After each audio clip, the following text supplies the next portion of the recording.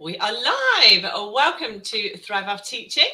I like to interview teachers who have left teaching or are thinking of leaving teaching and have a new journey in their life. And many teachers that I interview help teachers make that decision or help them with their business. And today we have Anna Mitchell. Hello. Welcome, Anna. Hi, thanks for having me. Would you like to jump in and explain who you are and what you do? So I'm Anna Mitchell. I'm living in Plymouth in Devon, and I'm an ex-teacher and a tutor and a life coach for teachers. Oh, fantastic. So you're down in Devon. I love Devon. I actually went to Royal College in Exmouth. Yes, I went to the same one, Royal College. It's not there anymore, but I went to Royal College, did a PGCE in Royal College. Oh, Beautiful did you? part. Yeah. So pretty down there. And I had many childhood holidays in Dartmoor as well. So I know Devon quite well. Very lucky place to live, actually, especially when you've got children. There's never a dull day because there's always somewhere to go, which is nice. So we're lucky. Oh, fantastic. So you are coaching now, is that correct? That's right, yes. And you help teachers. And how do you help teachers? So I have an academy where my business is called the Teacher Empowerment Society, and basically I help teachers who are on the brink of burnout or feeling really exhausted, really stressed, feeling completely overwhelmed, and feeling like they can't decide if they want to stay or go, which is pretty much me a few years ago. Overcome that and get really clear on what they want to do, and just to break down those barriers and the fear that stops them from taking the steps that they need to take to look after themselves, basically. Oh, fantastic. So with your coaching, do you do group coaching or do you do one-to-one coaching? It's one-to-one coaching, or it's just one-to-one coaching. So it's a 6-week program that I do, and it's really, really great. So we start off with just looking at like what the main issues are. And I think that's sometimes, it's really nice for teachers just to completely offload, say what it is, and get really down deep to what the root cause of how they're really feeling is. Because, teaching it's a hard job, and it's a hard job for any sort of teacher, whether you're a single teacher or you're a married teacher, you've got a family or you've got a support network, whatever type of background you've got or home life you've got, teaching is really hard. So we do one-to-one coaching for 6 weeks, and it helps just get to the really bottom of what teachers want to do and how they can put themselves first. Because we were saying earlier, weren't we, teachers are just people who give, and they enjoy giving. They've just got such big hearts, and care a lot for the children and the setup, and they just want the best. That actually sometimes they put themselves at the bottom of the pile to do that. We do. That's how it breaks down. As a teacher, we do everything as well, don't we? We do absolutely everything. And there's, there are many jobs out there, but teaching, you're almost like, you're a mother when they cry, even though there are boundaries, you're that emotional support, you're that academic support, you're that support for that parent who's having a bad day with another sibling. You do so much. Yeah. And I've talked to many teachers about creating ideas of what to do when they leave teaching because they're wanting to work from home.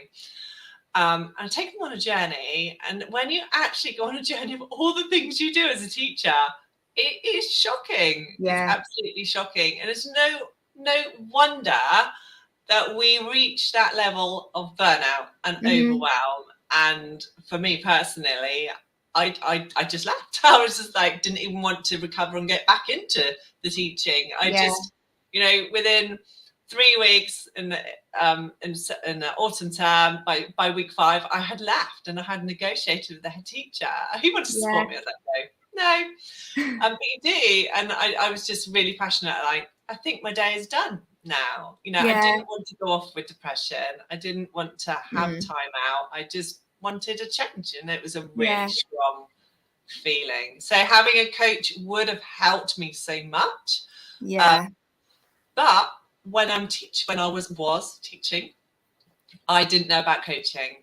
No. I didn't know what coach was. I had no idea. So going along those lines, could you explain perhaps what a coach is to many, because teachers sometimes just don't even understand that word.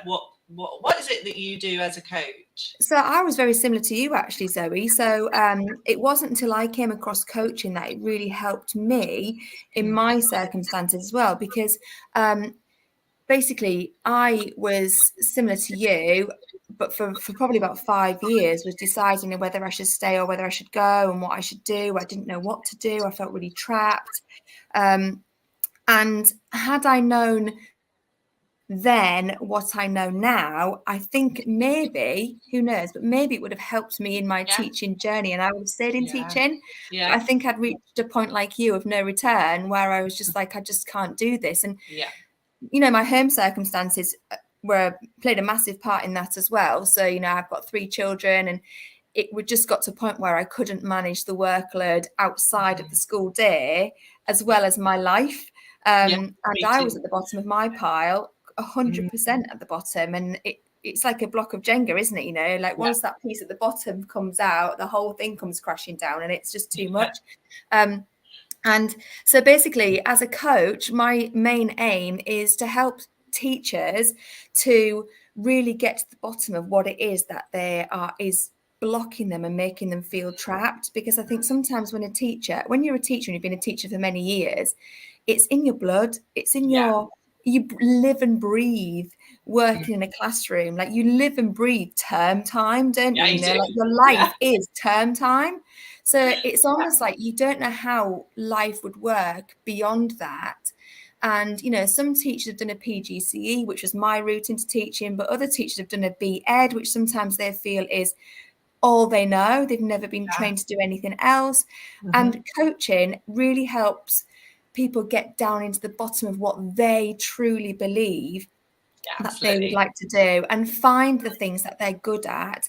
And it's all about talking. So coaching is basically like me asking questions that makes people think about what they want to do, what's really holding them back, maybe how they feel about certain things, like which parts of teaching they might like, which parts they don't. And also, more importantly, it helps people to break down those barriers, those fear barriers, and why they feel so scared to take a leap out of teaching. It helps them break that down and overcome them by telling themselves better stories. Absolutely. So rather than a teacher saying, "Oh, I couldn't. I'm too old to apply for another job. I've only got 10 years left," or I couldn't possibly do anything else. Those are stories that we tell ourselves. Exactly. So coaching helps people to realize why they tell themselves that stories, and also how you can rewrite those stories, basically. Absolutely. We tell ourselves these stories, don't we? So when I was teaching, and I'd basically gone back in the classroom after, I think it was about 7 years from teaching computing as a subject to being a class teacher in junior school. And I think now, if I'd had coaching, I might have got through it. But at the time, it was a block. It was a brick wall. I was ready. I was adamant I was going to leave. 100%. But I think if I'd had coaching, I might still be teaching today. I think it would have helped me. And what it was is I didn't understand things that I felt I should have known. So being out of the classroom situation where you're in charge of 30 children for the special needs, I didn't understand things like how they put the data on. Where is it? So I needed like what's the word? Like an induction back in. Yeah. And that's what I should have had the confidence to actually go and ask for. Yeah. But I felt everything was overwhelming, everything I didn't understand. There was huge workload. And also on top of that, like you almost feel like as a teacher that you have to take that on because it's part of the job sometimes. So to me, so like you saying about that, you could have done with an induction or someone just to guide you and to help you. And then that would have made life a bit easier for you. But as a teacher, you just think, actually, this is my job. I should know this. I should get on with it. I don't know it. And not complain. that it was a root cause of me leaving. Yeah. But yeah, it is. Coaching helps build confidence and that courage to take that step and realize, and I think what's as well, the worst that's going to happen if you ask for it? You know, what are yeah, they going to say? And not worry about what they 100%. think, because we worry about what people think all the time. Yeah, I know. And I think as well, like, would help me. I'd like to think that, like, the younger generation of teachers, like new teachers coming into the profession now, that as part of their course, I mean, I don't know if it is, but you'd like to think that as part of their course, they are taught that actually you can say, no, my workload is too much this weekend, I can't take that on, and that be okay. But you're not taught that, are you? You're not. I mean, a part of your teaching process and becoming a teacher, no one prepares you for that. You're not prepared, are you, for the level of work that you're doing? And because everybody's doing that amount of work, it almost becomes a norm that it's just a savage amount of work. And you think, hang on a minute, this is just the job. Yeah, this is just a job. And I do have a life. And one thing, a former head teacher who used to work at school, so I was at the same school for 20 something years, 22 years. And one of the head teachers, he was great. And he said, do you know, he said, sometimes I have in my head when these teachers come up to me a phrase, and it's like, does it really matter? And I thought, oh my gosh, does it really matter? No, it doesn't. And then I get on with my work. Does it really matter? No, it doesn't. It doesn't matter. It's not crucial that bookcase is tidied before I go home. I'm going. That's it. That kind of thing. And I think that's the type of helps. Yeah, definitely helps with that. The stories that you can tell yourself that you think, you've got to get. So, I mean, the list of teaching jobs is never ending. We all know that, don't we? Like, you can't ever get your list done and complete by the end of the day. You have to sort of like just prioritize what you've got to do and say, I'm going to do those 3 tasks today and then I'm going to call it a day. That is it. Yeah. Because if you start thinking, well, if I did that tomorrow, if I did that tonight, it makes tomorrow a bit easier, because that's how my brain used to work. It was like, well, if I did that tonight, then that makes tomorrow a bit easier. But then actually everything just bumps up the list a bit more, and there's still the same amount of things on the list to do. Yeah, we just carry on going. Yeah, it's never ending. So it's almost like if I'd have had the coaching when I was in a point where I was just, this is just too much, I would have probably been able to set myself firmer boundaries at home, because I had, I'm not going to lie about it, but I had got into a bit of a routine really, where turning my laptop on in the evening just became a norm to me, actually. Absolutely. I didn't know how to not turn my laptop on and just sit and watch the telly or do something else, because I was like, I don't know what to do with myself. I'll just do some work. Yeah, exactly. Because I've become so trained into being that way that I didn't know how to stop it. No. And that's what I think coaching can really help with as well, actually, is to help people, manage classroom situations better, and, manage their, if they're feeling a bit stressed with behaviour issues at school, is managing their own peace better. And also, if it's got to a point of no return, is helping people believe that there is a life after teaching. There is. And it can be whatever you want it to be. You might not know what that is, and you might not think, oh yeah, I want to go and be a policeman, or I want to go and be a landscape gardener, or whatever. It's about what you think, actually, I wouldn't mind having a go at that and having the bravery to go and have a try. Because that's what we need. We need that courage to actually go and try new things, and having the space. And I know not everybody has the financial freedom of having space, just leave teaching. Yeah. But if you can have space for your brain to breathe and to process and to think about what you really like doing in your life, then 100% it is that brain space. Create your own life, and you don't have to go out to the workplace. You know what, as well? I think as well, one of the things that I was thinking about actually is for teachers. I know sometimes you can feel a bit overwhelmed and a bit sort of consumed by everything that's just too much. And I can remember it so vividly, that feeling of like, I haven't even got time to look for jobs. I haven't got No, time to think no. about anything else other than my home life, my work life. And it was just like that. And but actually, once I had the space to think about it a bit more clearly, I realised that actually, as teachers, we are quite lucky because there's not many jobs. Whereas, just as a bridging gap, you can go and do supply teaching. There are not Yeah, many jobs out there. So if you're in like yeah. a high flying corporate job, as I'd say a lawyer, for example, you can't go and be like a supply No. lawyer. Do you know what I mean? So it's Yeah. like you have to almost think, actually, we're so lucky that if the worst comes to the worst, they are crying out for supply teachers. Yeah, You they will are. never be without work. You would Yeah. never not have a day's work because they are always looking for them. And yeah, you're right. Like the holidays, you don't get paid for the holidays, but they pay into pensions for you. In fact, some supply agencies do like keep a chunk of your pay back, and then you can request it during the holiday Okay. period. So you can Okay. get some holiday paid during the holiday period. So Yeah. it's worth considering if you're at a point where you think, actually, I don't know what else to Also, do. you could do a supply in a different school and actually really like it. Yeah, You know, exactly. It is such an I've eye got opener a because friend I did doing that. that. Yeah, And I did she's do supply to get yeah, myself sort of out of the way of teaching, let myself out there. And I loved it. It was yeah. it was the most refreshing Yeah. change. And it was Go in so and come out. interesting to see how other schools work and to see how it's different to you. Because Mm. every school's different, you know.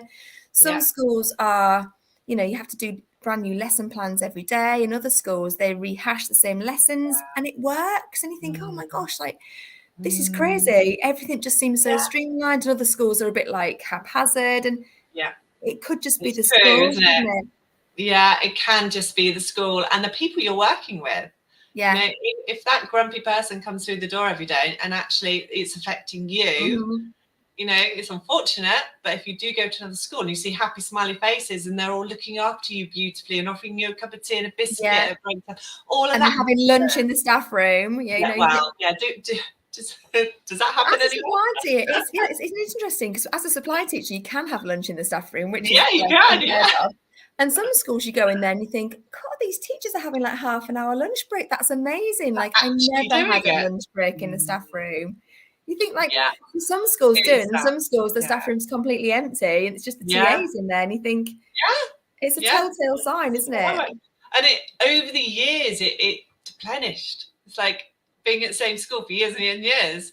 And that hive activity at lunchtime was lovely. And we used to sit and we used to have our lunch around this big circular table and gossip. Yeah. You know, usually about my love life or what I was doing. You know, then. And you know, and then suddenly, you know, the stress mounted up and the workload mounted up, and people weren't in the staff room anymore. Yeah. Very sad. Very sad. Yeah, it Right, is. Anna, where can people find you? So you can find me if you go on Instagram, you can find me at the Teacher Empowerment Society. So it's teacher_empowerment_society. And I've also got a Facebook group similar to yours, Zoe. It's called Leaving Teaching, Taking the Leap. Tomorrow I'm holding a Zoom call for teachers. So teachers can join in and chat so we can all have a bit of a conversation together. And the focus of tomorrow's is how you can get started looking for jobs and applying for other jobs, what's holding you back, what your fears are. So any teachers welcome to come along. So if they're interested, they can join my group and have the links on there, or they can find the link on Instagram as well. I've just promoted it today, so it's in the bio of my Instagram. Oh, we're in such a similar line, aren't we? Yeah, we should join forces, Zoe. Yeah, we should. Definitely.